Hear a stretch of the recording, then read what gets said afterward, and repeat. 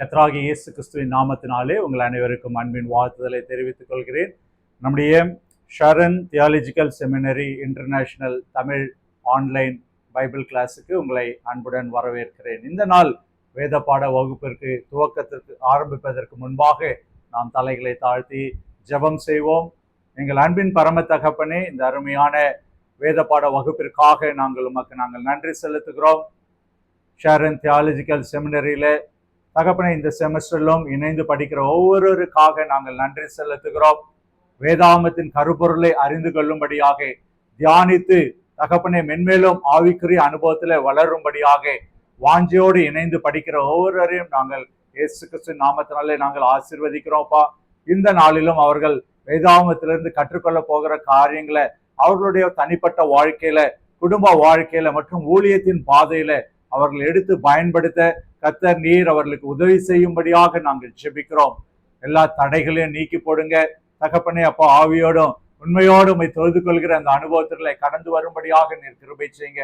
இந்த நாளிலும் தகப்பனே, அடியனை கொண்டு கர்த்தர் நீர் என்னென்ன காரியங்களை பேச விரும்புகிறீரோ, என்னென்ன காரியங்களை சொல்லிக் கொடுக்க விரும்புகிறீரோ அதனை கர்த்தர் நீர் வெளிப்படுத்தும்படியாக, புரிந்து கொள்ளும்படியாக தகப்பனே நீர் உதவி செய்யும்படியாக நாங்கள் ஜெபிக்கிறோம். பிள்ளைகள் ஒவ்வொருவரையும் ஆசீர்வதிங்க. வாஞ்சியோடு வேதாந்தத்தை கற்றுக்கொள்ளும்படியாக, வாஞ்சியோடு தகப்பனே உண்மை பற்றி அறிகிற அறிவுல வளரும்படியாக இணைந்திருக்கிறாங்க. அவர்களை ஆசீர்வதிங்க. தொடர்ந்து உம்முடைய நாமம் மகிமைப்படட்டும். இயேசு கிறிஸ்து நாமத்தினாலே ஆமேன், ஆமேன். ஒரு விசை கூட உங்கள் அனைவருக்கும் ஷரன் தியாலஜிக்கல் செமினரியிலிருந்து எங்கள் அன்பின் வாழ்த்துக்களை தெரிவித்துக் கொள்கிறேன். என்னுடைய பெயர் மங்களராஜ். கர்மேல் ஜெப ஊழியங்கள் பெருங்குடி சென்னையில கர்த்தருடைய ஊழியத்தை செய்து வருகிறேன். நம்முடைய ஷரன் தியாலஜிக்கல் ஆன்லைன் செமினரியிலே கெஸ்ட் ப்ரொஃபஸராக வாரம் ஒவ்வொரு மாதத்திலும் வியாழக்கிழமையில உங்களை சந்தித்து வேதாகமத்தினுடைய கருப்பொருள்களை உங்களோடு பகிர்ந்து கொள்கிறதுல கர்த்தர் கொடுத்த இந்த ஸ்லாக்கியத்திற்காக நான் கர்த்தருக்கு நன்றி செலுத்துகிறேன். நம்ம இதற்கு முன்பாக 2 வகுப்புகளை நாம படித்திருக்கிறோம். உங்களுக்கு நிச்சயமாகவே ஞாபகத்துல இருக்கும் என்று சொல்லி நான் விசுவாசிக்கிறேன். 2 வேத வகுப்புகளை நம்ம படித்தோம் இல்லையா? முதலாவதாக பரிசுத்த வேதாகமத்தை இப்படியாக ஆன்லைன் கிளாஸ் மற்றுமாக வேத பாட வகுப்பு எதற்காக நான் வேதாகமத்தை படிக்க வேண்டும், எதற்காக இதை படிக்க வேண்டும் என்று சொல்லி முதல் கிளாஸ்ல நம்ம பார்த்தோம். அநேக காரியங்களை நாம் அறிந்து கொள்ள கர்த்தர் உதவி செய்தார் இல்லையா? இன்ற நாளில கூட சிறு காரியங்களை நம்ம ரிவைஸ் பண்ணிவிட்டு இந்த நாளுக்குரிய சப்ஜெக்டுக்குள்ள நம்ம கடந்து செல்ல போகிறோம். வேத பாடம் படிக்கிறதுடைய அவசியம் என்ன, என்னுடைய ஆவிக்குரிய வளர்ச்சிக்கு அது பிரயோஜனமாக இருக்கும் என்று சொல்லி பார்த்தோம். அது எனக்குரிய ஞானத்தை, பகுத்தறிகிற ஞானத்தை, டிசர்ன்மெண்டை குறித்ததான காரியங்களை அது எனக்கு சொல்லிக் கொடுக்கிறது என்று சொல்லி பார்த்தோம். அது ஒரு கைடன்ஸாக, வழிகாட்டுதலாக இருக்கிறது என்று சொல்லி பார்த்தோம். அதே போல வேதாகமத்தை படிப்பதற்கும் வாசிப்பதற்கும் என்ன வித்தியாசம் என்று சொல்லி பார்த்தீங்கன்னா, அதில் இல்லையா மேல் பரப்புல அப்படியே பார்த்துட்டு போறதுதான் இல்லையா வாசிக்கிறது. படிப்பது என்பது ஆழ்ந்து இல்லையா ஒரு குழியை நோண்டும் போது உள்ள டீப்பா போறோமோ அவ்வளவு இல்லையா ஆழ்ந்து போகிறது தான் அந்த ஸ்டடி என்று சொல்லுகிறது. நம்ம நியூஸ் பேப்பர் படிக்கிறது மேலோட்டமாக படிக்கிற காரியம் என்று சொல்லுவோம். அதே போல வேதாகமத்தை படிப்பதனுடைய அடுத்த பயன் என்ன என்று சொல்லி பார்த்தீங்கன்னா, அது நம்முடைய வாழ்க்கையில நடைமுறைப்படுத்துகிறவர்களாக இருக்க வேண்டும் இல்லையா? ஒரு இன்ஃபர்மேஷனா, ஒரு கதை கேட்கிறவர்களாக கேட்டு சென்று விடாதபடி அதை என்னுடைய வாழ்க்கையில பயன்பாட்டிற்கு கொண்டு வர வேண்டும் என்று சொல்லி பார்த்தோம். அதே போல அது என்னுடைய வாழ்க்கையில ஒரு மாற்றத்தை, டிரான்ஸ்ஃபர்மேஷனை உண்டாக்க வேண்டும். அது இல்லையா ஒரு நாலேஜ் என்று சொல்லி இருந்து விடாதபடி, எனக்கு நல்ல ஞானம் இருக்கு, வேதாந்தத்துல ஞானம் இருக்கு என்று சொல்லி இருந்து விடாதபடி, அதை படிப்பதன் மூலமாக என்னுடைய வாழ்க்கையில, என்னுடைய குடும்பத்துல ஒரு மாற்றம் வர வேண்டும் என்று சொல்லி பார்த்தோம் இல்லையா?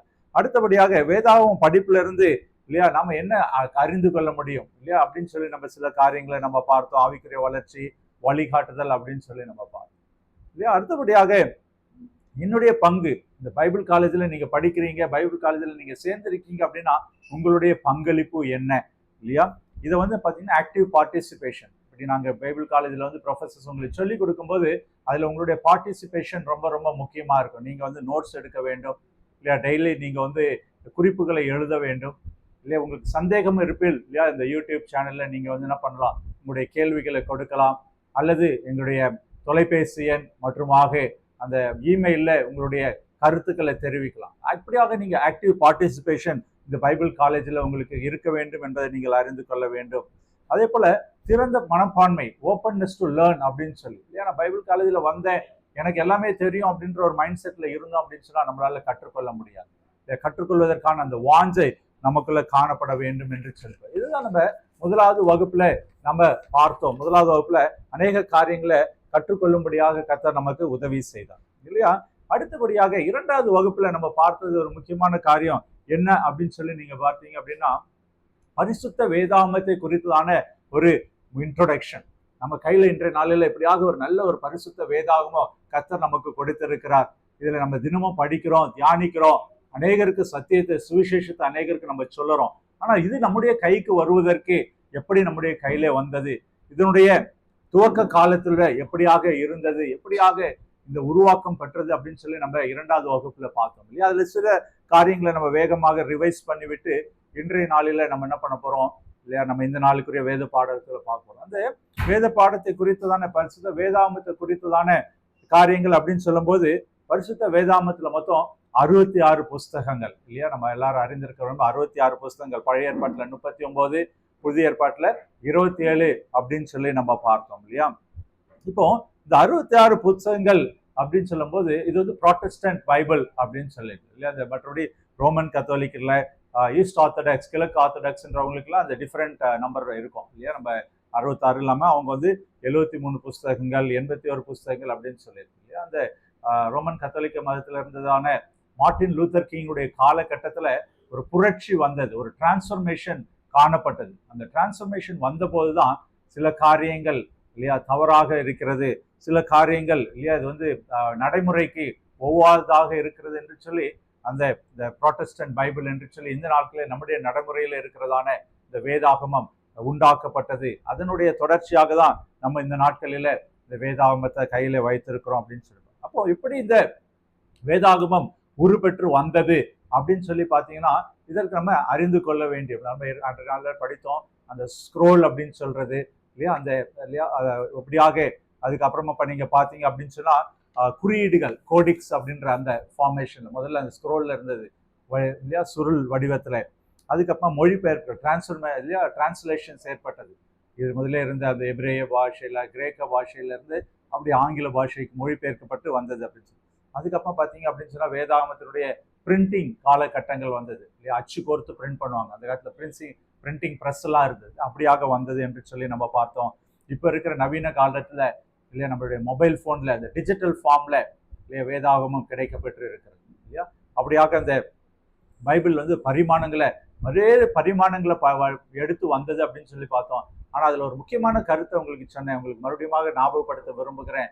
அந்த பரிமாணம் எடுத்து வந்தாலும் அதுல இருக்கிற கருப்பொருள், புதைப்பொருள் ஒரு நாளும் மாற்றம் இல்லை இல்லையா. வேதாகமத்துல சொல்லப்பட்டு இருக்கிறது, வானமும் பூமியும் ஒழிந்து போகும், கர்த்தருடைய வார்த்தை ஒரு நாளும் ஒழிந்து போகாது. எத்தனை பரிமாற்றங்களை எடுத்து வந்தாலும் அதனுடைய கருப்பொருளாக இருக்கிற இயேசு கிறிஸ்துவை குறித்தான காரியங்கள் ஒரு நாளும் மாறவில்லை. புதிய பாட்டுகளும் சரி, பழைய பாட்டுகளும் சரி, அந்த கருப்பொருள் அப்படியாகவே அது காக்கப்பட்டது, மெயின்டைன் பண்ணப்பட்டது என்று சொல்லி நாம அறிந்து கொள்ள முடிகிறது. எவ்வளவு ஒரு உண்மையான ஒரு காரியம் இல்லையா. இந்த நாட்கள்லாம் பார்த்தீங்க அப்படின்னு சொன்னா ஒரு ஸ்டேஜ்ல இருந்து அடுத்த ஸ்டேஜ் போகும்போது இதை இப்படி மாத்தலாமா, அப்படி மாத்தலாமா அப்படின்னு சொல்லி. ஆனா பரிசுத்த வேதாகமம் இல்லையா அப்படியே மாறாத ஒரு தன்மையை கொண்டதாக இருக்கிறது என்று சொல்லிப்பாங்க. அடுத்தபடியாக ஒரு முக்கியமான காரியத்தை நான் உங்களுக்கு சொல்லிக் கொடுத்தேன் கடைசி வகுப்புல. இந்த 39 புக்ஸ் பழைய ஏற்பாட்டுல, 27 புக்ஸ் புதிய ஏற்பாட்டுல அப்படின்னு சொல்றோமே, இதை நான் எப்படி ஞாபகத்துல வைத்துக் கொள்ள முடியும், இது எப்படி என்னுடைய நினைவுல இருக்கும் அப்படின்னு சொல்லி அநேகருக்கு கேள்விக்குறியாக இருக்கும். இதை நம்ம அன்னைக்கு உங்களுக்கு எளிதாக புரியும் வண்ணமாக நான் சொல்லிக் கொடுத்தேன். ஒருவேளை இன்று நாள்ல நீங்கள் புதிதாக இதை பார்ப்பீர்கள் என்று சொன்னால் நீங்களும் இதுல நோட்ஸ்ல எழுதி வச்சுக்கொள்ளுங்க. நீங்க ஏற்கனவே நோட்ஸ்ல எழுதி வைத்திருக்கிறவர்களாக இருந்தா அதை திருப்பி பார்த்து இல்லையா நீங்கள் உங்களுடைய ஞாபகத்தை மறுபடியும் அதை ரிவைஸ் பண்ணும்படியாக உங்களை அன்போடு கேட்டுக்கொள்கிறேன். பழைய ஏற்பாட்டுல 39 புஸ்தகங்கள் அப்படின்னு சொல்லும்போது இதை எப்படியாக ஞாபகம் வச்சுக்கலாம், எப்படி இதனுடைய பைஃபர்கேஷன், எப்படி இதனுடைய பிரிவுகள் என்ன அப்படின்னு சொல்லி ஞாபகம் வைக்கும்போது நான் ஒரு நம்பர் உங்களுக்கு சொல்லி கொடுத்தேன். 5, 12, 5, 5, 12 இல்லையா. 5, 12, 5, 5, 12 அப்படின்னு சொல்லி நீங்க நோட்ல முதல்ல எழுதிக்கங்க. அப்ப அந்த முதல் 5 எதை குறிக்கிறது அப்படின்னு சொல்லி பாத்தீங்கன்னா, முதலாவதாக இருக்கிறதான நியாயப்பிரமாண இல்லையா புஸ்தகங்கள் அல்லது கட்டளையின் புஸ்தகங்கள் என்று சொல்லப்படுகிறதான ஆதியாகமும், யாத்திராகமும், லேவியராகமும், எண்ணாகமும், உபாகமும், இந்த 5 புஸ்தகங்கள் தான் முதல் 5ஐ குறிக்கிறது. இதுக்கு என்ன பெயர் அப்படின்னு சொல்லி பார்த்தீங்கன்னா கட்டளையின் புஸ்தகங்கள், லாஸ் இல்லையா. மோசையினுடைய காலகட்டத்துல கர்த்தராலே இஸ்ரவேல் ஜனங்களுக்கு கொடுக்கப்பட்டதான அந்த கட்டளை அப்படின்னு சொல்லி பார்த்தோம் இல்லையா. இதுல என்ன பார்த்தீங்க அப்படின்னு சொன்னா இதற்கு என்ன பெயர் அப்படின்னு சொன்னா டோரா அப்படின்னு சொல்லுவாங்க. டோரா அப்படின்னு சொல்லுவாங்க, இல்லைன்னா பென்டாக் அப்படின்னு சொல்லுவாங்க. டோரா என்றது எபிரேய வார்த்தை, பென்டாக் என்பது ஒரு கிரேக்க வார்த்தை இல்லையா. அந்த கிரேக்க வார்த்தை பென்டாக் அப்படின்னு சொல்லுறது ஐந்து புத்தகங்கள், ஐநூல் அப்படின்னு சொல்லுகிறதான ஒரு பொருள்படும்படியாக அது சொல்லப்பட்டது அப்படின்னு சொல்லி பார்க்கிறோம் இல்லையா. அடுத்தபடியாக இந்த 12 எதை குறிக்கிறது? நான் சொன்ன 5, 12, 5, 5, 12. அப்ப இந்த 12 எதை குறிக்க அப்படின்னு சொன்னா ஹிஸ்டாரிக்கல் புக்ஸ், வரலாற்று புஸ்தகங்கள். வரலாற்று புஸ்தகங்கள்ல என்ன அப்படின்னு சொல்லி பார்த்தீங்கன்னா யோசுவால இருந்து எஸ்தர் வரைக்கும் இருக்கிறதான புஸ்தகங்கள் என்னெல்லாம் வரும்? யோசுவா வரும், நியாயாதிபதிகள் வரும், ரூத், 1 சாமுவேல், 2 சாமுவேல், 1 ராஜாக்கள், 2 ராஜாக்கள், 1 நாளாகமும், 2 நாளாகமும், எஸ்ராவின் புஸ்தகம், நெகேமியாவின் புஸ்தகம் இல்லையா, எஸ்தர் புஸ்தகம். இது எல்லாமே எதை வருது அப்படின்னு சொன்னா வரலாற்று புஸ்தகங்கள். இல்லை ஒருவேளை அவங்க ராஜாக்களாக இருந்திருக்கலாம், ஒரு சம்பவத்தை குறிக்கிறதான இருக்கலாம், ஒரு இடத்தை குறிக்கிறதாக இருக்கலாம், ஒரு முக்கிய நிகழ்வை குறிக்கிறதாக இருக்கு. இப்போ 5 கட்டளைகள் புஸ்தகம் என்று சொல்லி பார்த்தோம். அடுத்த 12 என்னதை குறிக்கிறது? வரலாற்று புஸ்தகங்கள் என்று சொல்லி பார்த்தோம். அடுத்த 5 என்னது அப்படின்னு சொல்லி பார்த்தீங்கன்னா இல்லையா, ஒரு பொயட்ரி இல்லைன்னா ஒரு சங்கீதம் என்று சொல்லுகிறதான ஒரு காரியம் இல்லையா. யோபு, சங்கீதங்களின் புஸ்தகம், பிரசங்கி, உன்னத பாட்டு இல்லையா. இவைகள் எல்லாம் எதை குறிக்கிறது என்று சொல்லி பார்த்தீங்கன்னா நீதிமொழிகள் புஸ்தகம். இதெல்லாம் எதை குறிக்கிறது அப்படின்னு சொல்லி பார்த்தீங்கன்னா பாடல்கள் இல்லைன்னா ஞானம், விஸ்டமை குறிக்கிறதான புஸ்தகங்கள். 5, 12, 5 என்று சொல்லி பார்த்தோம். அடுத்தபடியான இருக்கிற 5 என்ன அப்படின்னு சொல்லி பார்த்தீங்கன்னா பெரிய தீர்க்கதரிசிகள், மேஜர் ப்ராஃபட்ஸ் என்று சொல்லுவாங்க, பெரிய தீர்க்கதரிசிகள் இல்லையா. ஏசாயா, எரேமியா இல்லையா, புலம்பலின் புஸ்தகம், எசேக்கியேல் மற்றும் தானியேலின் புஸ்தகம். இந்த 5 தீர்க்க தரிசன புஸ்தகங்களும் அடுத்த 5ஐ குறிக்கிறது என்று சொல்லி பார்க்கிறோம். அடுத்து கடைசியாக இருக்கிறது 12. 5, 12, 5, 5, 12. கடைசியாக இருக்க 12 என்னது? அது சிறிய தீர்க்கதரிசிகளின் புஸ்தகம் என்று சொல்லி பார்த்தோம் இல்லையா. ஓசியாவிலிருந்து மல்கியா வரைக்கும் இருக்கிறதான அனைத்து புஸ்தகங்களும் சிறிய தீர்க்கதரிசியின் புஸ்தகம் என்று சொல்லி பார்த்தோம். இது நல்ல ஞாபகம் இருக்கும் உங்களுக்கு நினைக்கிறேன். இந்த ரிவைஸ் பண்ணீங்க, எழுதி வைத்தீங்க. யாராவது உங்களை வேதாகமத்தை குறித்து ஏதாவது கேள்வி கேட்டாங்கன்னா இதை இப்படியாக நீங்கள் விலக்கி சொல்லும்போது அநேகருக்கு அது பிரயோஜனமாக இருக்கும். அடுத்தபடியாக நீங்க பாத்தீங்கன்னா புதிய ஏற்பாட்டுல இதே மாதிரி ஞாபகம் வைத்துக் கொள்வதற்கு எப்படி என்று சொல்லி பாத்தீங்கன்னா 27 புஸ்தகங்களை 4, 1, 21, 1, 4, 1, 21. 4 என்பது எல்லாருக்கும் தெரிஞ்சது, சுவிசேஷ புஸ்தகம், நற்செய்தி புஸ்தகங்கள், மத்தேயு, மார்க்கு, லூக்கா, யோவான். அடுத்தபடியாக 1 எதை குறிக்கிறதுனா வரலாறு. இதுல எங்க இருக்கு? அப்போஸ்தலர்கள். இயேசு கிறிஸ்து காலகட்டத்துக்கு அப்புறம் அப்போஸ்தலர்கள் வெவ்வேறு தேசங்களுக்கு, வெவ்வேறு இடங்களுக்கு சென்று சுவிசேஷத்தை பிரசங்கித்தாங்க. அவர்களுடைய காரியங்களை சொல்றதுதான் அப்போஸ்தலர்கள் புஸ்தகம், வரலாற்று புஸ்தகம் என்று சொல்லி பார்க்கிறோம். அடுத்தபடியாக அந்த 29 எது என்று சொல்லி 21 எதை குறிக்கிறது அப்படின்னு சொன்னா பவுலுடைய நிருபங்கள். எல்லா நிருபங்களும் அந்த இடத்துல குறிக்கப்பட்டு இருக்கிறது அப்படின்னு சொல்லி பார்த்தோம். அதே நம்ம சொன்ன ஏற்கனவே 9, 4 என்று பிரிக்கலாம். அந்த 21 நிருபங்களை எப்படி பிரிக்கலாம் இல்லையா? 13 பவுலுடையது, 8 வந்து பொதுவான நிருபங்கள் என்று சொல்லி நம்ம பார்த்தோம் இல்லையா. அது வந்து சபைகளுக்கு எழுதியது, மக்களுக்கு எழுதியது என்று சொல்லி பவுலால எழுதப்பட்டது. ரொம்ப பொதுவான நிருபங்கள் இல்லையா. பார்த்தீங்கன்னா 1 பேதுரு, 2 பேதுரு, 1 யோவான், 2 யோவான், 3 யோவான், யூதா, இதெல்லாம் வந்து பொதுவான நிருபங்கள் என்று சொல்லி பார்க்கிறோம். அடுத்தபடியாக கடைசியாக ஒரு தீர்க்க தரிசன புஸ்தகம், அது வெளிப்படுத்தின விசேஷம் என்று சொல்லி பார்க்கிறோம். அப்போ புதிய ஏற்பாடை எப்படி ஞாபகம் வைத்துக்கலாம்? 4, 1, 21, 1. அந்த 21 வந்து எப்படி பிரிக்கலாம்? 13 பவுலுடையது, 8 வந்து பொதுவான நிருபங்கள் என்று சொல்லி. அந்த 13 கூட ஒரு சப்டிவிஷன் பண்ணலாம் அப்படின்னு சொல்லி நான் உங்களுக்கு சொன்னேன். 9, 4 என்று சொல்லி. 9 வந்து சபைகளுக்கு பவுல் எழுதிய நிருபங்கள், 4 தனிப்பட்ட நபர்களுக்கு அவர் எழுதிய நிருபங்கள் என்று சொல்லி பார்த்தோம் இல்லையா. இந்த பாடங்களை நீங்க ஞாபகத்துல வைத்திருப்பீர்கள் என்று சொல்ல விசுவாசிக்கிறேன் இல்லையா. இந்த பாடங்களை நீங்க மனதில் வைத்துக் கொள்ளுங்க. முக்கியமாக இந்த வேதாகமம் நம்ம தமிழுக்கு வருவதற்கு உழைத்த நபர் யார் அப்படின்னு சொல்லி உங்களுக்கு ஞாபகம் இருக்கிறதா? அதை பார்த்தீங்கன்னா நம்முடைய ஜெர்மன் மிஷினரி ஆகிய இல்லையா பர்த்தலமேசு சீகன் பால் என்பவர் தரங்கம்பாடியில முதல் முறையாக தமிழ் வேதாகமத்தை மொழிபெயர்க்க ஆரம்பித்தார், புதிய ஏற்பாட்டை ஆரம்பித்தார். அவருக்கு பின்பாக வந்தவர்கள் முழு வேதாகமத்தையும் இல்லையா மொழிபெயர்த்தார்கள். இது நமக்கு ஒரு விசேஷம் என்ன அப்படின்னு சொல்லி பார்த்தீங்கன்னா, இந்தியாவிலேயே முதல் முறையாக வேதாகமம் தமிழில தான் மொழிபெயர்க்கப்பட்டது இல்லையா. கர்த்தர் அப்படியான ஒரு வாய்ப்பை இல்லையா நமக்கு கர்த்தர் கொடுத்திருக்கிறார். அநேகருக்கு ஆசீர்வாதமாய் இருக்கும்படியாக, அநேகருக்கு பிரயோஜனமாய் இருக்கும்படியாக, இப்படியாக இந்த சுவிசேஷம் தேசங்களுக்கு பரவும்படியாக இல்லையா. அதற்காக தான் நம்முடைய இந்த நாட்களில் ஷரன் தியாலஜிக்கல் செமினரியில இல்லையா இந்த ஆன்லைன் பைபிள் கிளாஸ் உலகமெங்கும் ஆன்லைன்ல செல்லும்படியாக, யூடியூப் வழியாக, தொலைக்காட்சி வழியாக செல்லும்படியாக கர்த்தர் கிருபை செய்திருக்கிறார் இல்லையா. கர்த்தருக்கு சித்தமானால் கடந்த 2 வகுப்புகளுடைய அந்த யூடியூப் லிங்கையும் இந்த நாளில் உங்களுக்கு டிஸ்கிரிப்ஷன்ல கொடுக்குவதற்கு நாங்கள் பிரயாசப்படுகிறோம். அதையும் நீங்கள் பாருங்கள். அப்படி இல்லை என்று சொன்னாலும் நீங்கள் யூடியூப்ல நீங்க சர்ச் பண்ணீங்க அப்படின்னு சொன்னா இந்த பாடங்களை நீங்கள் விரிவாய் பார்க்க முடியும். கர்த்தர் உங்களுக்கு ஆவியானவர் உங்களோடு இருந்து உதவி செய்வார், அநேக காரியங்களை வெளிப்படுத்துவார். நீங்களும் வேதாகமத்துல முற்றிலும் தேறினவர்களாக இல்லையா அப்படி நம்ம நினைக்க கூடாது. நம்ம அதை தான் பார்த்தோம். முற்றிலும் தேறினவர்கள் யாரும் இல்லை, ஆனால் கற்று தேறினவர்களாக நாம் இருக்கும்படியாக நாம அழைக்கப்படுகிறோம்.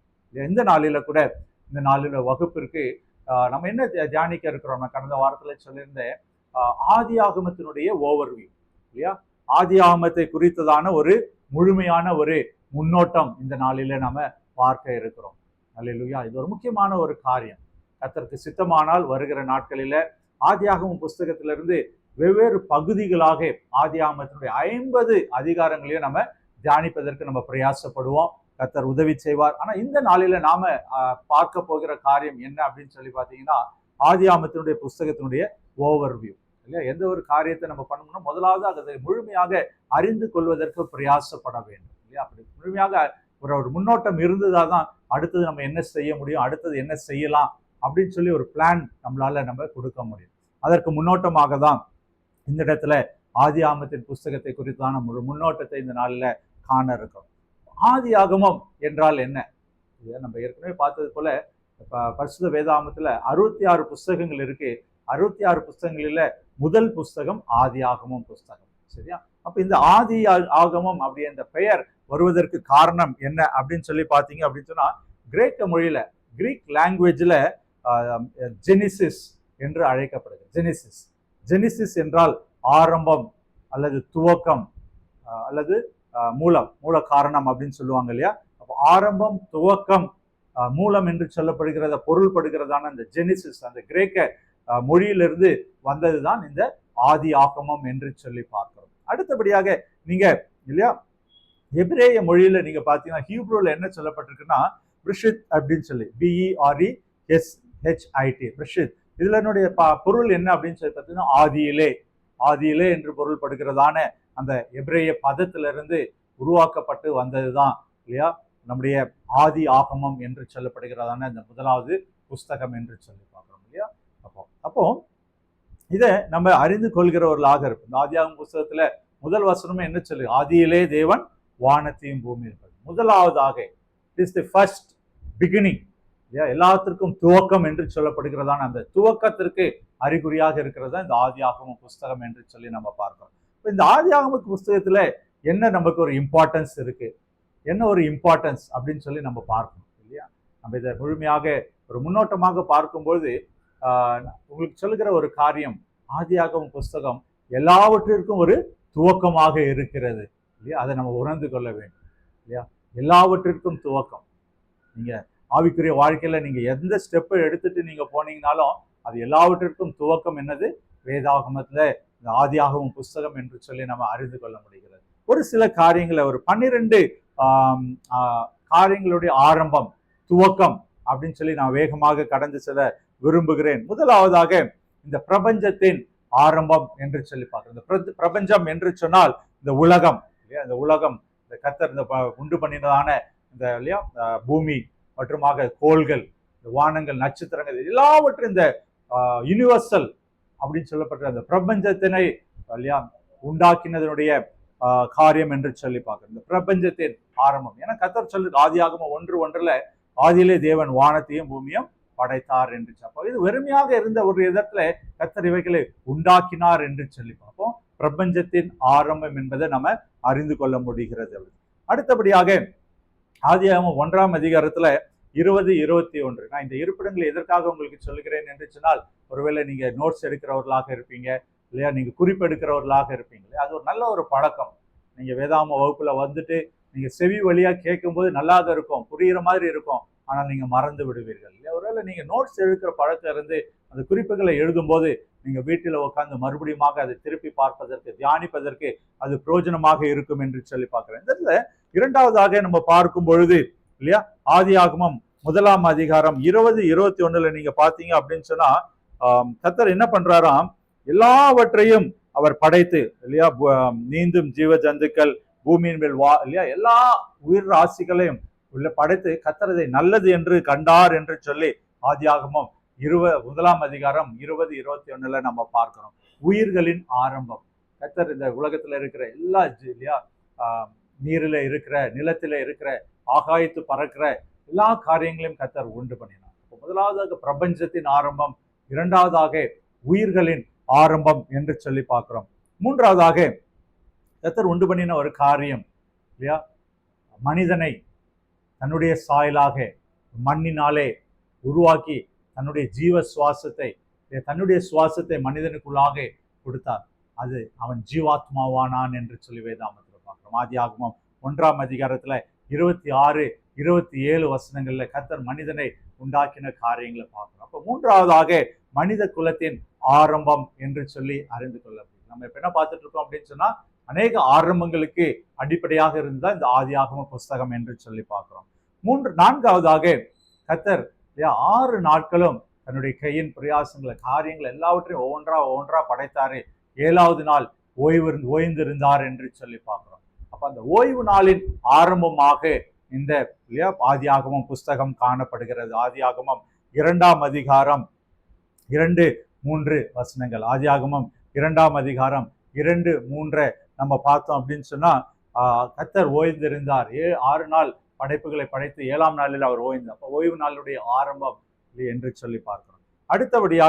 அடுத்தபடியாக நம்ம பார்க்கும் பொழுது வேதாகமத்துல குடும்பம் என்ற ஒரு அமைப்பை, திருமணத்தை கர்த்தர் உண்டு பண்ணி வைத்தார் என்று சொல்லி பார்க்கிறோம். மனிதன் தனிமையா இருப்பது நல்லதல்ல என்று சொல்லி ஒரு ஏற்ற துணையை உண்டாக்குவேன் என்று சொல்லி ஆதாமுடைய விலா எலும்பில இருந்து ஆதாமுக்கு நல்ல ஒரு அயர்ந்த நித்திரையை கொடுத்து, ஆதாம் தூங்கி கொண்டிருக்கிற வேளையில் அவனுடைய விலா எலும்பை எடுத்து அதிலே இல்லையா மனுஷியை உண்டாக்கி ஆதாமுக்கு ஒரு துணையாக ஏற்படுத்தினார்.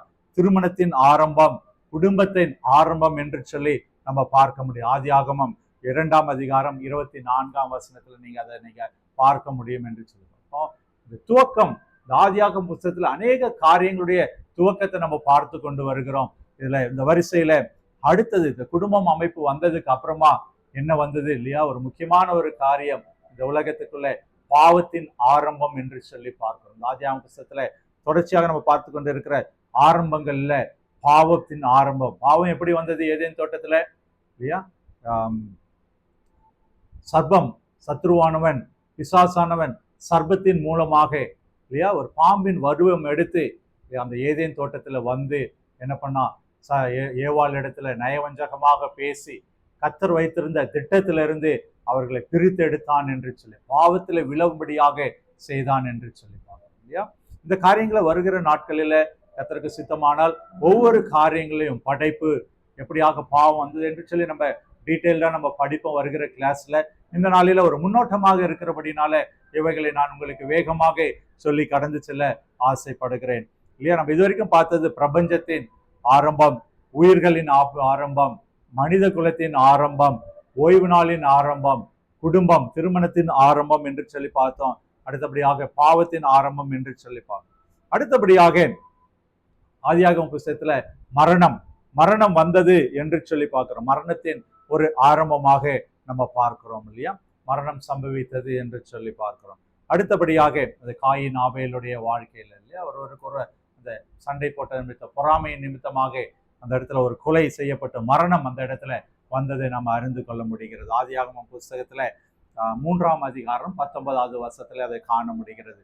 அடுத்தபடியாக பாவத்துல விழுந்த மனிதனுக்கு மீட்பை உண்டு பண்ணும்படியாக ஒரு மீட்பு இல்லையா, சுவிசேஷம் ஆரம்பம் என்று சொல்லி ஆதியாகமம் 3ஆம் அதிகாரம் 15வது வசனத்துல நம்ம பார்க்க முடியும் இல்லையா. ஒரு முக்கியமான ஒரு காரியம், இயேசு கிறிஸ்து இந்த உலகத்துல வரப்போகிறார் என்பதை முன்குறிக்கிறதான அநேக தீர்க்க தரிசனங்கள் ஆதியாகம புஸ்தகத்துல இருக்குது. அது நம்ம இந்த நாளில நம்ம பார்க்க இருக்கிறோம். அதுல ஒரு முக்கியமான ஒரு தீர்க்க தரிசனம் தான், முதல் சுவிசேஷம் தான் இந்த ஆதியாகமம் 3ஆம் அதிகாரம் 15வது வசனம் இல்லையா.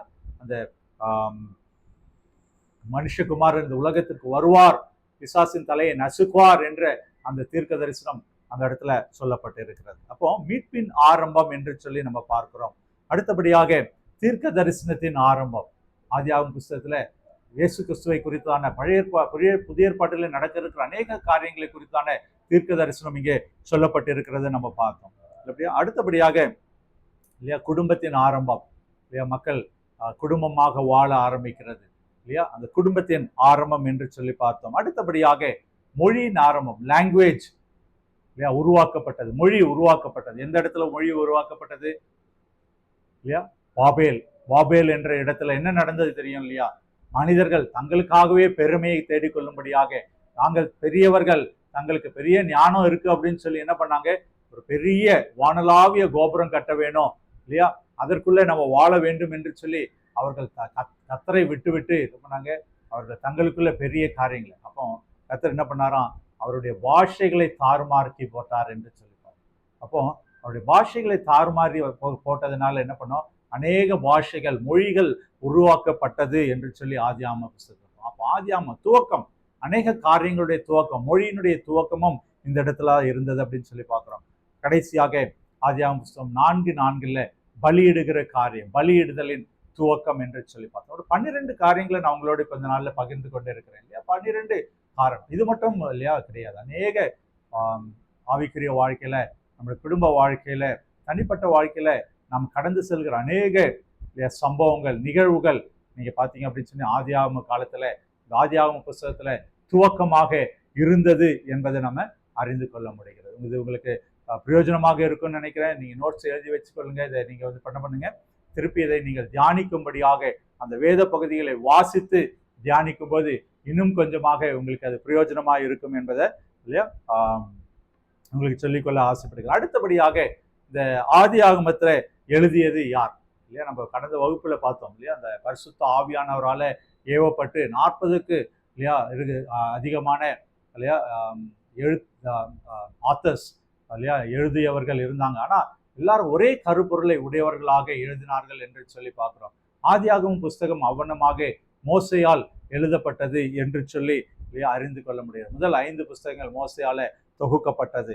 இதனுடைய காலகட்டம் எந்த காலத்துல அப்படின்னு சொல்லி பார்த்தீங்கன்னா, கிறிஸ்துவுக்கு முன்பாக 1450 1410 வருடம். கிறிஸ்துவுக்கு முன்பாக 1450 1410 வரைக்கும் இருக்கிறதான அந்த காலகட்டத்துல எழுதப்பட்டது.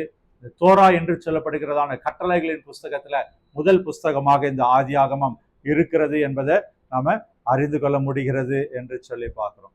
அடுத்தபடியாக பார்க்க வேண்டியது என்ன அப்படின்னு சொல்லி பார்த்தீங்கன்னா, பென்டாக் என்ன பண்றீங்க அப்படின்னு சொல்லி பார்த்தீங்கன்னா, இந்த பென்டாக் அந்த நான் சொன்ன தோரா பென்டாக் என்று சொல்லி 2 பதம் இதில் பார்க்க, 2 இது முதல் வேத பகுதியாக இது காணப்படுகிறது என்று சொல்லி அறிந்து கொள்ள முடிகிறது.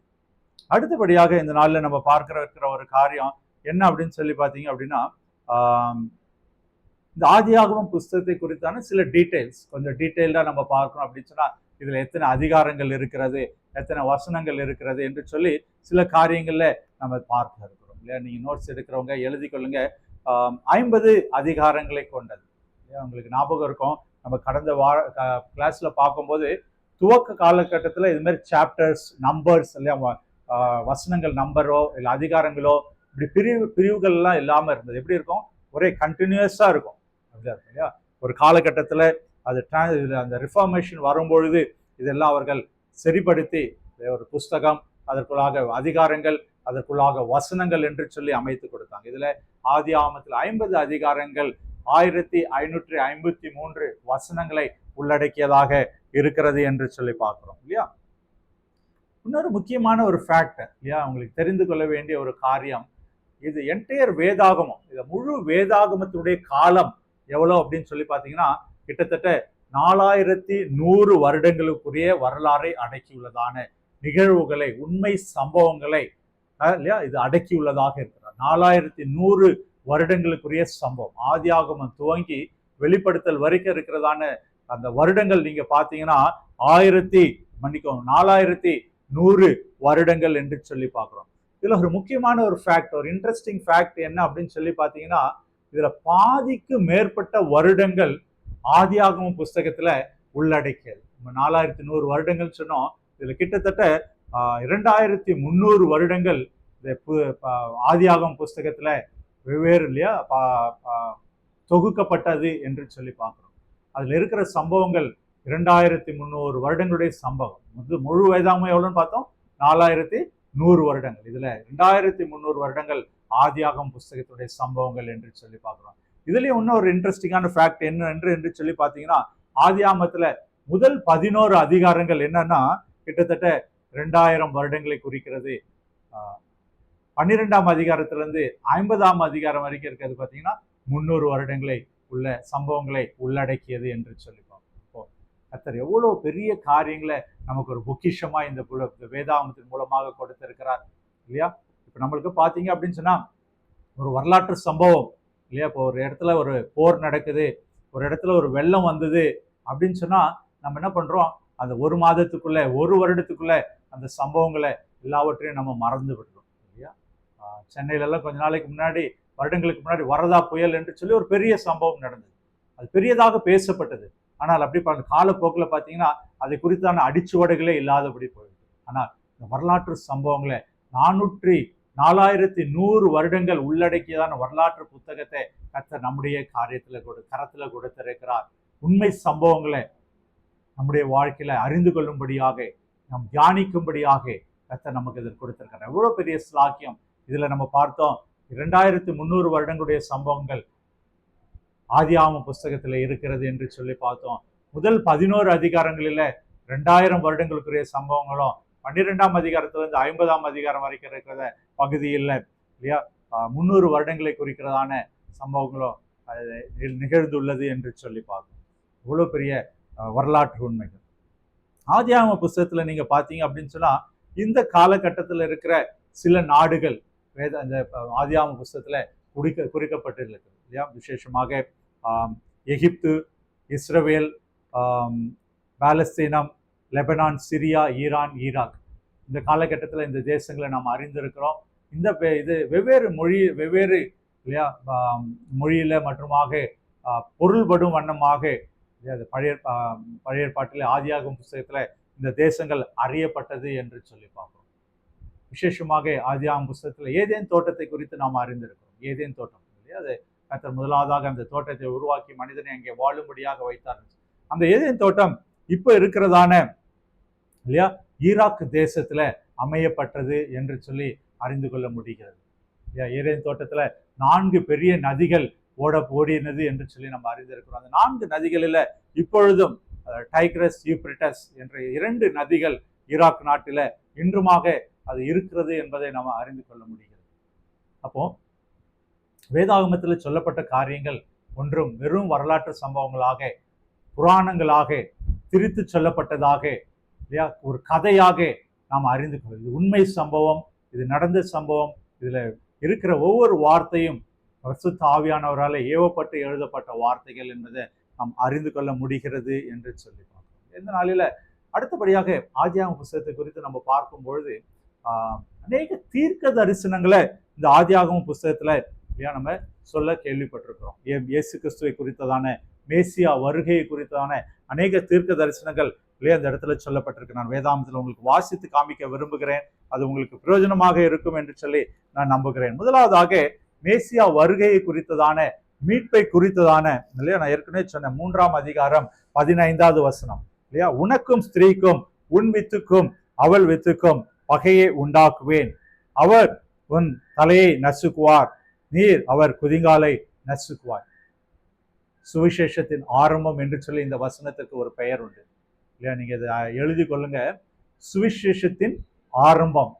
அழிந்து போகிற ஆத்துமாக்களை, பாவிகளை மீட்கும் பொருளாக இயேசு கிறிஸ்து இந்த உலகத்துல வந்து பிசாசின் தலையை நசுக்குவார் என்று சொல்லி ஸ்திரீயின் வித்தாக வெளிப்படுவார், பெண்ணின் மூலமாக இல்லையா, கன்னி பெண்ணின் மூலமாக அவர் வெளிப்படுவார் என்று சொல்லி இந்த தீர்க்க தரிசன வார்த்தை சொல்லப்பட்டிருக்கிறது என்பதை நம்ம அறிந்து கொள்ள முடிகிறது. அடுத்தபடியாக ஆதியாகமம் 4ஆம் அதிகாரத்துல 25வது வசனத்தை நீங்க பாத்தீங்க அப்படின்னு சொன்னா, இதுல நீங்க பாத்தீங்க அப்படின்னு சொன்னா சேத்தின் வழி வந்தவர் ஆதாமுடைய மகன் சேத் இல்லையா. அந்த வழியாக வந்த இயேசு கிறிஸ்து என்று சொல்லி நம்ம அறிந்து கொள்ள முடிகிறது என்று சொல்லி பார்க்கிறோம். அடுத்தபடியாக 9ஆம் அதிகாரத்துல நீங்க பாத்தீங்க அப்படின்னு சொன்னீங்கன்னா அப்படிதான் சந்ததி வந்து கொண்டு இருக்கிறது. முதல்ல ஆதாம் ஏவாளை உண்டு பண்ணினார், அதுக்கப்புறமாக சேத்து இருக்கிறான், சேத்து வழியாக தான் ஒரு சந்ததி உருவாகிறது. அதற்கு பின்பாக நீங்க பாத்தீங்க அப்படின்னு சொன்னா ஜலப்பிரளயத்தினால உலகம் அழிக்கப்படுகிறது. நோவாவின் காலத்து நோவாவின் மூலமாக தான் அந்த சந்ததி உருவாகிறது அப்படின்னு சொல்லி பார்ப்போம். நோவாவின் சந்ததி எப்படி இருக்கு பாத்தீங்கன்னா 9ஆம் அதிகாரத்துல 26ஆம் 27ஆம் வசனத்துல நீங்க பாத்தீங்க அப்படின்னு சொன்னா அங்க சேம் அப்படின்னு சொல்லி பாக்குறோம் இல்லையா. 26வது வசனம் 27வது வசனம், சேமுடைய தேவனாகிய கர்த்தருக்கு ஸ்தோத்திரம் உண்டாவதாக, கானான் அவனுக்கு அடிமையாயிருப்பான், யோபத்தை தேவன் விருத்தியாக்குவார், அவன் சேமுடைய கூடாரங்களில் குடியிருப்பான், கானான் அவனுக்கு அடிமையாயிருப்பான். அப்போ ஆபிரகாமுடைய பிள்ளைகளுடைய சந்ததியில சேமுடைய சந்ததியில வந்தவர் தான் மேசியா இயேசு கிறிஸ்து என்று சொல்லி பார்க்கிறோம். அடுத்தபடியாக பாத்தீங்க அப்படின்னு சொன்னா ஆதியாகமம் 21ஆம் அதிகாரம் 12ஆம் வசனம் பாத்தீங்கன்னா ஈசாக்குடைய சந்ததியிலே அவர் வந்தவர் என்று சொல்லி பார்க்கிறோம். அதற்கு பின்பாக பாத்தீங்கன்னா யாக்கோபுடைய சந்ததியிலே வந்தார் என்று சொல்லி பார்க்கிறோம்.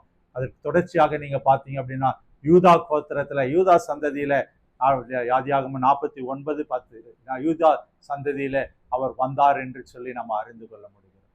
அப்போ மேசியாவுடைய வருகை, மேசியா இந்த உலகத்துல வருவார் என்பதற்கு அந்த ஆரிஜின் துவக்கம் நம்ம ஆதியாகம புஸ்தகத்துல நாம் அறிந்து கொள்ள முடிகிறது. அவர் இந்த சந்ததியில இப்படியாக இந்த உலகத்துல வந்தார் என்பதை நாம அறிந்து கொள்ள முடிகிறது என்று சொல்லி பார்க்கிறோம். இது உங்களுக்கு விலகி இருக்கும்னு நினைக்கிறேன். நிச்சயமாகவே நீங்கள் இதை இன்னுமாக தியானிக்கும்படியாக உங்களை அழைக்கிறேன். கர்த்தருக்கு சித்தமானால் வருகிற நாட்களில் நம்ம இதை விரிவாக தியானிக்க முயற்சி செய்வோம். அடுத்தபடியாக ஆதியாகமம் புஸ்தகத்தை இல்லையா, நான் இந்த வேதாகமத்தை பழைய ஏற்பாடு புதிய ஏற்பாடு அதை நாங்கள் ஈஸியாக ஞாபகம் வைத்துக் கொள்வதற்கு உங்களுக்கு நம்பர் சொன்னேன் இல்லையா. 5:12 5:5:12 4:21 அப்படியும் 5:1 என்று சொல்லி உங்களுக்கு நான் சொன்னேன் இல்லையா. அப்போ அதே போல இந்த இடத்துல ஓவராலா இந்த ஆதியாகமம் புஸ்தகத்தை ஞாபகம் வைத்துக் கொள்ள வேண்டும் என்று சொன்னால் 2 பிரிவுகளாக நம்ம பிரிக்க வேண்டும். ஒன்று முற்பிதாக்களின் காலங்களுக்கு முன்பு, முற்பிதாக்களின் காலங்களுக்கு பின்பு. யார் இந்த முற்பிதாக்கள் இல்லையா, யார் இந்த முற்பிதாக்கள் என்று நீங்க சொல்லி பார்த்தீங்க அப்படின்னு சொன்னா ஆபிரகாம், ஈசாக்கு, யாக்கோபு, யோசேப், இந்த 4 இல்லையா அவங்க தான் முற்பிதாக்கள் என்று சொல்லப்படும். அப்ப அவர்களுக்கு முன்பான காரியங்கள் அப்ப அது என்ன அப்படின்னு சொல்லி பார்த்தீங்கன்னா படைப்பு. இந்த உலகத்தை கர்த்தர் படைத்தார். அது எப்படி? ஆதியாகமம் 1ஆம் அதிகாரம் 2ஆம் வசனம், முதல் 2 வசனங்கள் இல்லையா. குறிப்பெடுக்கிறவங்க இதை குறிப்பெடுத்துக் கொள்ளுங்கள். முதலாவதாக படைப்பு என்று சொல்லி பார்த்தோம். முதல் 2 அதிகாரம், 1ஆம் அதிகாரம் 2ஆம் அதிகாரத்தில் கர்த்தர் எப்படியாக இந்த உலகத்தை படைத்தார், என்னென்ன காரியங்கள், 1வது நாள் என்னென்ன உருவாக்கப்பட்டது, 2வது நாள், 3வது நாள் அப்படின்னு சொல்லிட்டு கர்த்தர் உருவாக்கிய படைப்பை குறித்ததான காரியங்களை முதல் 2 அதிகாரத்துல பார்க்க முடியும். 3ஆம் அதிகாரத்திலிருந்து 5ஆம் அதிகாரம் வரைக்கும் நீங்க பாத்தீங்க அப்படின்னு சொன்னா மனித குலத்தின் வீழ்ச்சி என்று சொல்லி பார்க்கணும். பாவம் உலகத்திற்குள்ளே வந்தபடியினால, சத்ருவானும் நயவஞ்சகமாக பாவத்தை கொண்டு வந்தபடியினால மனித குலத்தின் வீழ்ச்சி என்று பார்க்க முடிகிறது. அடுத்தபடியாக 6ஆம் அதிகாரத்திலிருந்து 9ஆம் அதிகாரம் வரைக்கும் நீங்க இருக்கிற காரியங்களை பார்த்தீங்க அப்படின்னு சொன்னா வெள்ளம் இல்லையா, அந்த ஃப்ளட் வந்ததுனால இந்த உலகம் அழிக்கப்பட்டது. அதன் மூலமாக பாவம் செய்த மக்கள், கர்த்தரை விட்டு விலகி சென்ற மக்கள், மீறுதல்களினால அக்கிரமங்களினால அழிந்து கொண்டிருந்த மக்களை கர்த்தர் அநேக 120 வருடம் நோவாவை கொண்டு அவர்களுக்கு அநேக வாய்ப்பு கொடுத்தாரு. அந்த மக்கள் அதை பிரயோஜனப்படுத்திக் கொள்ள அவர்கள் அழிந்து போனார்கள் வெள்ளத்தின் மூலமாக. 4வதாக நாடுகள் இல்லையா, அந்த 10ஆம் அதிகாரம் 11ஆம் அதிகாரத்தை நீங்க பாத்தீங்கன்னா வெவ்வேறு நாடுகள் உண்டாக்கப்பட்டது என்று சொல்லி பார்க்கணும். அப்போ இந்த 4 கேட்டகரியில இந்த வேதாம் இந்த முதல் பகுதியா ஆதியாகமத்தினுடைய முதல் பகுதியை 1வது அதிகாரத்திலிருந்து 12ஆம் அதிகாரம் வரைக்கும் இருக்கிற 11ஆம் அதிகாரம் இருக்கிறதான காலகட்டம் யாராவது ஞாபகப்படுத்தி சொல்ல முடியுமா? முதல் 11 அதிகாரத்திலிருந்து 11 அதிகாரம் எத்தனை வருஷம்? கிட்டத்தட்ட 2000 ஆண்டுகளுடைய தொகுப்பு தான் அந்த முதல் 11 அதிகாரங்கள். அப்போ இதை எப்படி நம்ம அறிந்து கொள்ள முடியும்? முதலாவதாக படைப்பை குறித்தான காரியங்கள் இல்லையா, வீழ்ச்சியை குறித்ததான காரியங்கள், 3வதாக வெள்ளத்தை குறித்ததான காரியங்கள், 4வதாக நாடுகள் உருவாக்கப்பட்டதான காரியங்கள் என்று சொல்லி நாம அறிந்து கொள்வோம். மனித குலத்தின் ஆரம்பம் இல்லையா, பாவம் வந்ததனுடைய காரியம், குழப்பத்தினால அந்த பாபேல் கோபுரம் அந்த காரணத்தினால் அநேக சிதறி போய் வெவ்வேறு மனுஷ பாஷை பேசுகிற கூட்டங்களாக நாடுகளாக மக்கள் பிரிந்தார்கள் என்று சொல்லி. இப்போ இது ஆதி ஆகமத்தினுடைய முதல் பகுதி என்று சொல்லி நம்ம அறிந்து கொள்ள முடியாது. அப்போ ஆதி ஆகமத்தினுடைய இரண்டாம் பகுதி அப்படி என்னன்னு சொல்லி பார்த்தீங்கன்னா, இந்த 12ஆம் அதிகாரத்திலிருந்து 50ஆம் அதிகாரம் வரைக்கும் இருக்கிறதான காரியங்கள். அது என்ன அப்படின்னு சொல்லி பார்த்தீங்கன்னா, முற்பிதாக்கள், ஃபோர் ஃபாதர்ஸ், முற்பிதாக்கள் என்று சொல்லுவாங்க இல்லையா, ஆபிரகாம், ஈசாக்கு, யாக்கோபு, யோசேப்பை குறித்ததான வரலாற்று சம்பவங்கள், அவர்களுடைய வாழ்க்கை முறைகள், அவர்களுடைய காரியங்கள், கர்த்தரோடு இருந்த உறவுகள், எப்படியாக அவர்கள் கர்த்தரோடு பயணித்தார்கள் என்று சொல்லி அநேக காரியங்களை நம்ம கற்றுக்கொள்ள முடியுது இல்லையா. இது வந்து இன்னும் ஒரு அடுத்த ஸ்டேஜுக்கு இன்னும் புரியும்படியாக சொல்ல வேண்டும் என்று சொன்னால், கர்த்தராலே தேர்ந்தெடுக்கப்பட்ட ஜனக்கூட்டம், கர்த்தராலே தெரிந்து கொள்ளப்பட்ட ஒரு ஜனக்கூட்டம் என்று சொல்லி நம்ம பார்க்க முடியும். ஆபிரகாம், ஈசாக்கு, யாக்கோபு, யோசேப்பு என்று சொல்லி பார்க்கிறோம் இல்லையா. இப்போ இது ஒரு முக்கியமான ஒரு பைஃபர்கேஷன். வேதாமத்தை நம்ம எப்படியாக பழைய ஏற்பாடு புதிய ஏற்பாடு என்று சொல்லி நம்ம பிரிக்கிறோமோ, அதே போல பழைய ஏற்பாட்டில் வெவ்வேறு இல்லையா கட்டளைகளின் புஸ்தகம் இல்லையா, அடுத்தது வரலாற்று புஸ்தகம், தீர்க்கதரிசிகளை குறித்தான புஸ்தகம் அப்படின்னு சொல்லி அநேக காரியங்கள் நம்ம பிரித்து பார்ப்பது போல, ஆதி ஆகமத்தினுடைய இந்த முன்னோட்டத்துல ஆதி ஆகமத்தை இரண்டாக பிரிக்க பார்க்கிறோம். முதல் அதிகாரத்திலிருந்து 11 அதிகாரம் முற்பிதாக்களின் காலத்திற்கு முன்பாக உள்ளது. படைப்பு, வீழ்ச்சி, வெள்ளம் அப்படியான காரியங்களை உள்ளடக்கியது என்று சொல்லி பார்த்தோம். அடுத்தது ஆபிரகாம், ஈசாக்கு, யாக்கோபை குறித்ததான காரியம் இல்லையா. ஆபிரகாமை குறித்தது 12ஆம் அதிகாரத்திலிருந்து 25ஆம் அதிகாரம் வரை ஆபிரகாமுடைய வாழ்க்கை வரலாறு, அவர் கர்த்தருக்குள் எப்படி விசுவாசமா இருந்தார், அவருடைய சந்ததியை கர்த்தர் எப்படி ஆசீர்வதித்தார், எப்படி வானத்து நட்சத்திரங்களாக வாக்குரைத்த தேவனை அவர் எப்படி நம்பி வாழ்ந்தார், இந்த காரியங்களை நம்ம விரிவாக நம்ம பார்ப்போம். வருகிற நாட்களில் கர்த்தருக்கு சித்தமானால் நம்ம இதை செய்வோம். அடுத்தபடியாக ஈசாக்குடைய வாழ்க்கையில 26, 27ஆம் அதிகாரம், 2 அதிகாரத்துல ஈசாக்கை குறித்ததான ஒரு காரியம். அடுத்தபடியாக யாக்கோபை குறித்தான ஒரு காரியம் 28 30 இல்லையா. யாக்கோபுடைய வாழ்க்கையில கர்த்தர் இல்லையா தன்னுடைய சகோதரனுக்கு பயந்து அவன் இல்லையா தன்னுடைய மாமன் வீட்டுக்கு போன காரியங்கள், அந்த இடத்துல கர்த்தர் போகிற வழியில அவனை பெத்தேலில சந்தித்து இல்லையா வானத்திற்கும் பூமிக்கு ஏறி இறங்குகிற தரிசனத்தை அவருக்கு வெளிப்படுத்தி தன்னுடைய மாமன் வீட்டில இருந்து திரும்பி இல்லையா 2 பரிவாரத்தோடு வரும்படியாக ஒரு ஆசீர்வாதத்தை கட்டளையிட்டு, அதற்கு பின்பாக 12 கோத்திரங்கள் உருவாவதற்கு யாக்கோபு ஒரு மூல காரணமாக இருந்தார் என்று சொல்லிப்பாங்க. அதுல ஒரு மனிதர் தான் யோசேப்பு. யோசேப்பை கொண்டு அநேக காரியங்களை கர்த்தர் செய்தார். அநேக ஆவிக்குரிய சத்தியங்களை கர்த்தர் நாம் அறிந்து கொள்ளும்படியாக நமக்கு செய்திருக்கிறார். அவருடைய சகோதரர் அவர்களுக்கு தீங்கு நினைத்தாங்க, ஆனா கர்த்தர் அவரை நன்மையாக முடியும்படியாக இல்லையா அவரை எகிப்திலே வைத்து அவரை உருவாக்கினார், புடமிட்டார், உயர்ந்த ஸ்தலத்திலே கொண்டு போய் வைத்தார் என்று சொல்லி பார்க்கிறோம். இந்த காரியங்களை நம்ம அறிந்து கொள்ள முடிகிறது என்று சொல்லி பார்க்கிறோம். அடுத்தபடியாக நீங்க வேதாமத்துல ஆதியாகம புஸ்தகத்துல நீங்க பாத்தீங்க அப்படின்னு சொன்னா சில காரியங்களை நம்ம இல்லையா தெரிந்து கொள்ள வேண்டியது. நான் ஏற்கனவே சொன்னது போல 3ஆம் அதிகாரம் 15ஆம் வசனம் தான் முதல் சுவிசேஷம். வேதாமத்துல முதல் சுவிசேஷம் இல்லையா. அதுல என்ன சொல்லப்பட்டது என்று சொல்லி நீங்க பாத்தீங்க அப்படின்னு சொன்னா, உன் வித்துக்கும் அவளுக்கும் பகை உண்டாக்குவேன் என்று சொல்லி இல்லையா. அப்படியாக உனக்கும் ஸ்திரீக்கும் உன் வித்துக்கும் அவள் வித்துக்கும் பகை உண்டாக்குவேன், அவர் உன் தலையை நசுக்குவார், நீ அவர் குதிங்காலை நசுக்குவார் என்று சொல்லி வேதாமத்துல சொல்லப்பட்டது. அப்போ இதுதான் முதல் சுவிசேஷம். இது முதல் சுவிசேஷம் என்று அழைக்கப்படும் போது அதற்கு ஒரு பெயர் இல்லையா கொடுக்கப்பட்டிருக்கிறது. ஆங்கில பெயர் என்ன என்பதை நீங்க தெரிந்து கொள்ளுகிறவர்களாக காணப்பட வேண்டும் இல்லையா. ஸ்பெல்லிங் நான் சொல்றேன், எழுதிங்க. புரோட்டோ, PROTO, எவாஞ்சல், EVANGELIUM, எவாஞ்சலம், புரோட்டோ எவாஞ்சலம் என்று சொல்லப்படுகிறது. முதல் சுவிசேஷம். ஆதியாகமம் 3ஆம் அதிகாரம் 15ஆம் வசனம் என்று சொல்லி பார்க்கிறோம் இல்லையா. இந்த நாளில கூட இந்த நாள் வகுப்பிற்கு கடைசியாக சில காரியங்களை சொல்லி நான் உங்களுக்கு முடிக்க விரும்புகிறேன். ஆதியாகமத்துல பரிசுத்த தெய்வம், சர்வவல்ல தெய்வம் தன்னுடைய நாமத்தை இருக்கிறவராகவே இருக்கிற தெய்வம் எப்படியாக அவருடைய தன் நாமத்தை வெளிப்படுத்தி இருக்கிறார் என்று சொல்லி பார்த்தீங்கன்னா, எலோஹிம், அவர் படைக்கிற காரியங்களை செய்த எலோஹிம் என்று சொல்லி ஆதியாகமம் நம்ம பார்க்கிறோம். யெகோவா ஈரே என்று அவர் அறியப்படுகிறார் இல்லையா. ஆதியாகமம் 22:14 இல்லையா மன்னிக்கவும், ஆபிரகாம் தன்னுடைய மகனை பலியிட செல்லும் போது அந்த இடத்துல யெகோவா ஈரே என்று சொல்லி அந்த இடத்துல கர்த்தர் காரியங்களை பார்த்து கொள்வார், கர்த்தருடைய பர்வதத்திலே பார்த்து கொள்ளப்படும் என்று சொல்லுகிறதான யெகோவா ஈரே என்று அறியப்படுகிறது. அடுத்தபடியாக இல்லையா, எல்ரோயி, என்னை காண்கிற தெய்வம், என்னை காண்கிற தெய்வம். வனாந்திரத்துல தண்ணீர் இல்லாம அழிந்து போகிற சூழ்நிலையில எல்ரோயி என்று சொல்லி கர்த்தர் அறியப்பட்டார் என்று சொல்லி பார்க்கிறோம். அடுத்தபடியாக எல்ஷதாய், சர்வ வல்ல தெய்வமாய் அவர் அறியப்படுகிறார் என்று சொல்லி பார்க்கிறோம். ஏல் எல்லோயிம், ஏல் எல்லோயிம் என்று சொல்லி உன்னதமான தேவன் என்று சொல்லி இல்லையா அந்த ஆதியாகமத்திலே கர்த்தர் அறியப்படுகிறார். அடுத்தது ஏல் ஓலோம், நித்திய தேவன், நித்திய தேவனாக அவர் இருக்கிறார் என்று சொல்லி நம்ம பார்க்கிறோம் இல்லையா. இப்படியாக யெகோவா தேவனாக கர்த்தர் அறியப்படுகிறார். ஆதியாகம புத்தகத்துல கர்த்தர் சர்வ வல்ல தேவன், வானத்தையும் பூமியும் உண்டாக்கின தேவன், மனுக்குலத்தை உருவாக்கின தேவன், மனுஷர்களுக்கு ஒரு மீட்பை உண்டு பண்ணின தேவன், இன்றைய நாளிலும் அவர் ஜீவனோடு இருக்கிறார். இன்றும் அவர் நம்மைக்காக பிதாவினிடத்துல பரிந்து பேசுகிற ஒரு தெய்வமாய் இருக்கிறார் என்று சொல்லி பார்க்கிறோம். இந்த நாளில் கூட இந்த வேத வசனத்தை ஆராய்ந்து படிக்கிற பிள்ளைகளாக இந்த வேதாகமத்தை தியானிக்கும்படியாக வந்திருக்கிற ஒவ்வொருடைய வாழ்க்கையிலும் கர்த்தர் பெரிய காரியங்களை அவர் செய்ய வல்லமை உள்ள தேவனாய் இருக்கிறார் இல்லையா. ஒரே ஒரு வசனத்தை நான் இந்த நாளில் உங்களுக்கு சொல்லி நான் ஜெபித்து முடிக்க இருக்கிறேன்.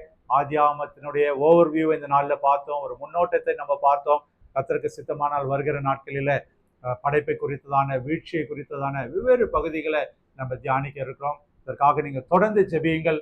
அடியன் கர்மேல் ஜெப ஊழியத்தின் மூலமாக இந்த செய்திகளை ஊழியத்தை கர்த்தருக்கு மகிமை உண்டாக்கும்படியாக செய்து வருகிறேன். அதே போல் நம்முடைய ஷாரன் தியாலஜிக்கல் ஆன்லைன் பைபிள் கிளாஸ்லையும் கர்த்தருடைய வார்த்தையை பைபிள் கிளாஸ் எடுக்கும்படியாக கர்த்தர் கிருபை செய்து வருகிறார். நீங்கள் தொடர்ந்து இதை பார்த்து பிரயோஜனப்படும்படியாக, ஆவிக்குரிய வாழ்க்கையில வளரும்படியாக உங்களுக்காக நான் ஜெபித்துக் கொள்கிறேன். வேதாகமத்தில் சங்கீதம் 119:5, சங்கீதம் 119:105 நமக்கு தெரிந்த ஒரு வசனம். உம்முடைய வசனம் என் கால்களுக்கு தீபமும் என் பாதைக்கு வெளிச்சமாய் இருக்கிறது. உம்முடைய வசனம் என் கால்களுக்கு தீபமும் என் பாதைக்கு வெளிச்சமாய் இருக்கு. இந்த பைபிள் கிளாஸ் ஏன் படிக்கிறோம், எதுக்கு படிக்கிறோம்? யாரோ ஒருத்தர் லிங்க் அனுப்புனாங்க, நான் ஜாயின் பண்ணிட்டேன். யாரோ ஒருத்தர் சொன்னாங்க, நான் ஜாயின் பண்ணிட்டேன். அதற்காக நீங்க பைபிள் கிளாஸ்க்கு வரல. அது எப்படியாக இருக்கிறதா? இந்த வசனங்களை நம்ம படிக்க படிக்க அந்த வசனம் நமக்குள்ளாக எப்படியாக இருக்கிறதா, அது என் கால்களுக்கு தீபமும் என் பாதைக்கு வெளிச்சமாய் இருக்கிறது என்று சொல்லி பார்க்கிறோம். இந்த நாளில இந்த வார்த்தைகளை கேட்ட உங்களுடைய ஒவ்வொருவருடைய வாழ்க்கையிலும் இல்லையா, ஆதியாகம புத்தகத்தை குறித்து இதற்கு முன்பாக நீங்கள் இவ்வளவாக தியானித்திருக்கிறீங்களாக, இவ்வளவாக நீங்கள் கேள்விப்பட்டிருப்பீர்களா என்று எனக்கு தெரியாது. ஆனால் கர்த்தர் இந்த நாளில் உங்களோடு விசேஷ விதமாய் பேசியிருக்கிறார் என்பதை நான் விசுவாசிக்கிறேன். அது எப்படி இனிமேல் உங்களுடைய வாழ்க்கையில இருக்க போகிறது என்று சொன்னால், அது உங்களுடைய கால்களுக்கு தீபமும் உங்கள் பாதைக்கு வெளிச்சமாய் இருக்கிறது. எப்படி பாதைக்கு கால்களுக்கு தீபம் அப்படின்னா என்ன? இனிமே இந்த வேதாகமத்தை நீங்க படிக்கும்போது அது உங்களுக்கு வெளிச்சத்தை கொடுக்கும். ஓஹோ, நான் இது வரலாற்று புஸ்தகத்தை நான் படிக்கிறேன், முற்பிதாக்களின் காலத்தை குறித்ததாக படிக்கிறேன், இது நான் படைப்பின் காலத்தை குறித்தாக படிக்கிறேன், வீழ்ச்சியின் காலத்தை குறித்தான பாடத்தை படிக்கிறேன், வெள்ளம் அந்த காலத்தை குறித்தான காரியங்களை நான் படிக்கிறேன் அப்படின்னு சொல்லி அதை அறிந்து கொள்கிற அந்த பகுத்தான உணர்வு இல்லையா, என் பாதைக்கு அது வெளிச்சம். அது உங்களுக்கு ஒரு வெளிச்சத்தை கொடுக்கிறதாக இந்த வேத பாட வகுப்பு இருக்கும் என்பதுல சந்தேகம் இல்லை. வேதாகமத்தை படிக்கும்போது வருகிறதான கேள்விகள், படிக்கும்போது வருகிறதான குழப்பங்கள், படிக்கும்போது வருகிறதான கேள்விகள் எல்லாவற்றையும் கர்த்தர் நீக்கி உங்களுக்கு ஒரு வெளிச்சத்தை இந்த நாளில கொடுக்கிற தேவனாய் இருக்கிறார் இல்லையா. விசுவாசிக்கிறீங்களா? விசுவாசிங்க, தொடர்ந்து நீங்க தியானிங்க. கர்த்தர் உங்களோடு இருந்து அவர் பெரிய காரியங்களை செய்ய அவர் வல்லமையுள்ள தேவனாய் இருக்கிறார். நம்ம ஜெபிக்கலாமா? எங்கள் அன்பின் பரம தகப்பனே, அப்பா, நாங்கள் நன்றி செலுத்துகிறோம். இந்த நாளிலும் கூட தகப்பனே அப்பா, ஷாரன் தியாலஜிக்கல் செமினரியில இன்டர்நேஷனல் தமிழ் ஆன்லைன் பைபிள் கிளாஸ்ல இணைந்து படிக்கிற ஒவ்வொரு பிள்ளைகளுக்காக நாங்கள் நன்றி செலுத்துகிறோம். ஒவ்வொருவரையும் கர்த்தர் நீர் ஆசீர்வதித்திருக்கிறீர், வழி நடத்திருக்கிறீர். உமக்கு நாங்கள் நன்றி செலுத்துகிறோம். இந்த நாளிலும் கூட ஆதியாகமத்தினுடைய முகவுரையை, ஆதியாகமத்தினுடைய தகப்பனேப்பா முழுமையாக நாங்கள் ஒரு அறிந்து கொள்கிற ஒரு ஞானத்தை நீர் கட்டளையிட்டீர். அதற்காக உமக்கு நன்றி செலுத்துகிறோம். என்னுடைய பகுதிகளை, வெவ்வேறு பகுதிகளை அறிந்து கொள்ளும்படியாக உதவி செய்தீர். நாங்கள் உமக்கு நன்றி செலுத்துகிறோம். இந்த நாளிலும் தொடர்ந்து உங்களுடைய கிருபை கூட இருக்கட்டும். வேதாகமத்தை நாங்கள் தொடர்ந்து தியானிக்கையில உமக்கு சித்தமான வருகிற நாட்களிலும் தகப்பனே ஆதியாகமத்தில் ஒவ்வொரு பகுதிகளாக நாங்கள் தியானிக்க இருக்கிறோம். கர்த்தர் நீர் எங்களோடு இருந்து வழி நடத்தும்படியாக தகப்பனே உங்களுடைய வசனம் எங்கள் பாதைக்கு தீபமாகவும் தகப்பனே எங்கள் கால்களுக்கு அது வெளிச்சமாக இருக்கும்படியாக நீர் எங்களுக்கு எங்கள் வழிகளுக்கு அது வெளிச்சமாக இருக்கும்படியாக நீர் எங்களுக்கு உதவி செய்கிறபடினாலே நாங்கள் உமக்கு நன்றி செலுத்துகிறோம். இதை இணைந்து படிக்கிற ஒவ்வொருவரையும் கர்த்தர் நீர் ஆசீர்வதிங்க, ஞானத்தால நிரப்புங்க, விசேஷ கிருபைகளை கொடுங்க தகப்பனே. அப்பா, வேதாமத்தை குறித்து மற்றவர்களோடு பேசும்போது தகப்பனே இது ஆழ்ந்த சத்தியங்களை மற்றவரோடு பகிர்ந்து கொள்ள அவர்களுக்கு உதவி செய்யுங்கப்பா. நீர் அப்படி செய்கிறதற்காக உமக்கு நன்றி நன்றி நன்றி செலுத்துகிறோம். ஒவ்வொருவரையும் பேர் பேராக ஆசீர்வதிங்க தகப்பனே. அப்பா, ஷாரோன் தியாலஜிக்கல் செமினரிக்காக நாங்கள் ஜெபிக்கிறோம் தகப்பனே. அநேக ப்ரொஃபஸர்கள் மூலமாக வெவ்வேறு பாடத்திட்டங்களை வெவ்வேறு காரியங்களை தகப்பனே அப்பா உங்களுடைய பிள்ளைகளுக்கு எடுத்து சொல்லும் பொழுது தகப்பனே இது பிரயோஜனம் உள்ளதாக வளருகிறதாக தகப்பனே உங்களுடைய சத்தியம் விதைக்கப்பட்டது தகப்பனே அப்பா 1, 30, 60, 100 பலன் கொடுக்கும்படியாக கிருபை செய்யும்படியாக நாங்கள் ஜெபிக்கிறோம். நாங்கள் அறிந்திருக்கிறோம் உங்களுடைய வார்த்தை ஒரு நாள் வீணாய் திரும்பி போனதில்லை தகப்பனே. கர்த்தர் நீர் அப்படியாக ஒவ்வொருவரையும் ஆசீர்வதித்து பலப்படுத்தும்படியாக நாங்கள் ஜெபிக்கிறோம். பெருக செய்யுங்க, வழி நடத்துங்க. இயேசு கிறிஸ்துவின் ஜெபிக்கிறோம் நல்ல பிதாவே, ஆமீன் ஆமீன். கர்த்தர் இந்த நாள்ல உங்களோடு இருந்து உங்களோடு பேசி இருக்கிறார். தொடர்ந்து இந்த யூடியூப் சேனலை நீங்க பாருங்கள். கர்த்தருக்கு சித்தமானால் பழைய வகுப்புகளையும் நீங்க யூடியூப்ல நீங்க பாருங்க. கர்த்தர் உங்களோடு இருந்து இந்த வேதாமத்தினுடைய கருப்பொருள்களை உணர்ந்து கொள்கிற ஞானத்தை அவர் கொடுப்பார். God bless you. ஆமீன் ஆமீன்.